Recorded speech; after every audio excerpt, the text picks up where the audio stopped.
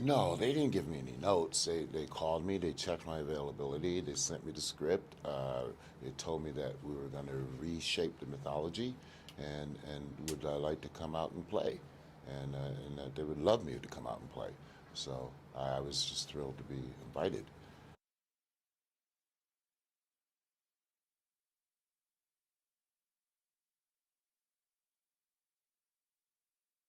Oh, well, first of all, I don't feel like it would have been a legitimate Final Destination film without him. I mean, you know, the fans love that character, and they love him, and like you know, that's huge for us. You know, it's important. They kind of demanded that. 100%. Yeah. And you know, as from an actor's point of view, Tony's great to work off of because he gives you so much, and that he embodies that character in a way that is really, it's very intimidating. You know, the information is direct and it's true and it's very heavy. And so as you have to take this from someone, especially, you know, he has the presence of someone that's bigger than everybody else on set. And so he delivers in a way that embodies what he looks like. So it's great, man. I mean, when he came on set, it kind of like, everybody was like, oh, okay, right. This is why we're freaked out. Like, this guy talked to us about something and got us freaked.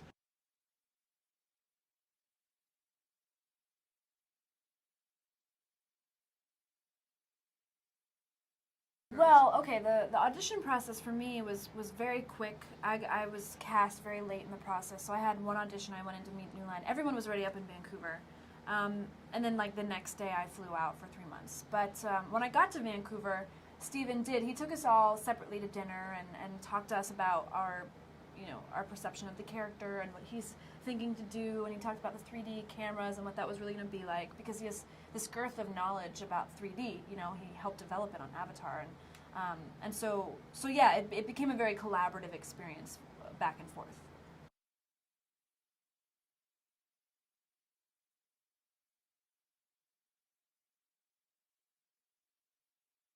Well, I was excited, you know, for the pedigree that he came from. I mean, I was very intrigued. The way they spoke about him was really highly, and then you meet him and you can see the preparation. I mean, he has, you know, in a positive way, an obsession with preparing for as much of the possibilities that can happen on a day, which is so important for a highly technical shoot.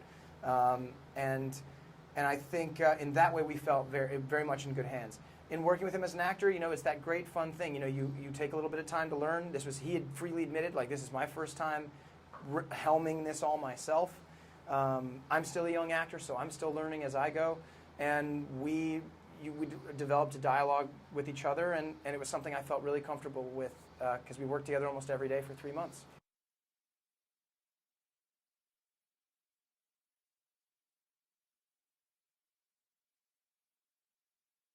Sure. My parents did, actually. Really? I can't believe they did it, but they did. I Fantastic. I mean, love that. knowing you were cast, they did?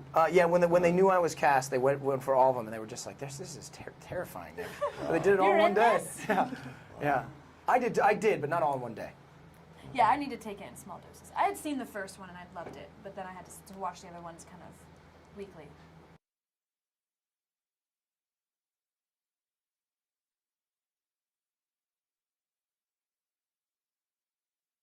Well, my favorite death scene is the one in Final Destination 2 where the guy gets sliced up by the barbed wire. I love it because it's the shock of Final Destination, and I love it because it's like the kind of imaginative gore, 3 different segments of a guy falling off. I really like that.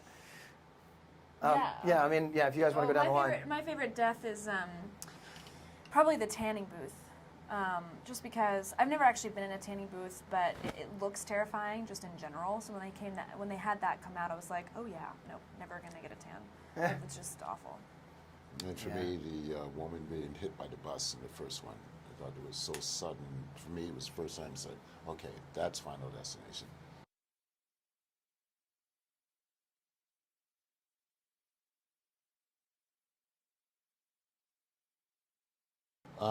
They're just really appreciative. The good thing about working in movies, not just horror anyway, there's a great unifier. So there, you know, all kinds of people watch all kinds of things. So if any, I'm sort of an ambassador, being an African American man. I can like talk to someone who I wouldn't normally speak to, or wouldn't normally speak to me. So that's when I know that art can transcend, and it becomes a good thing.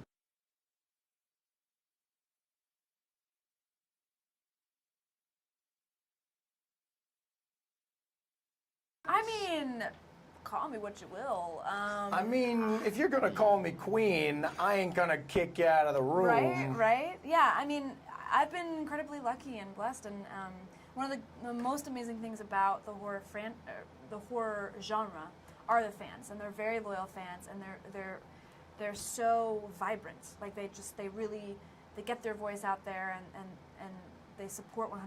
So that's been wonderful. But I am kind of in the beginning of my career, so I hope to, be a queen in another way, not just a scream queen, but be able to do play a queen and to do just the gamut of roles, because that's really ultimately why I became an actress. I didn't become an actress just to be in one genre. I've been very lucky in this genre, but yeah, it'd be nice to play them all.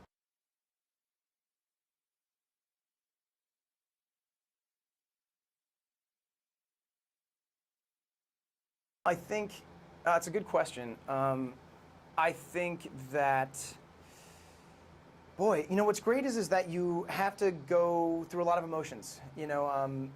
It's for me in particular. I got to run the gamut. I get to have. I've done a lot of romantic comedy stuff before. I get to have that here with her in some small scenes where we get to try and hold on to each other and have a that romantic relationship. But I think you learn. I can just speak about this particular film. I learned about the action sequence. I learned about shooting with green screen. Learned about massive sets, and I learned about sustaining energy that you need over an extended period of shooting to match the energy that's necessary to bring it for a movie like Final Destination. So I think that it's great training, and it inundates you with that stuff.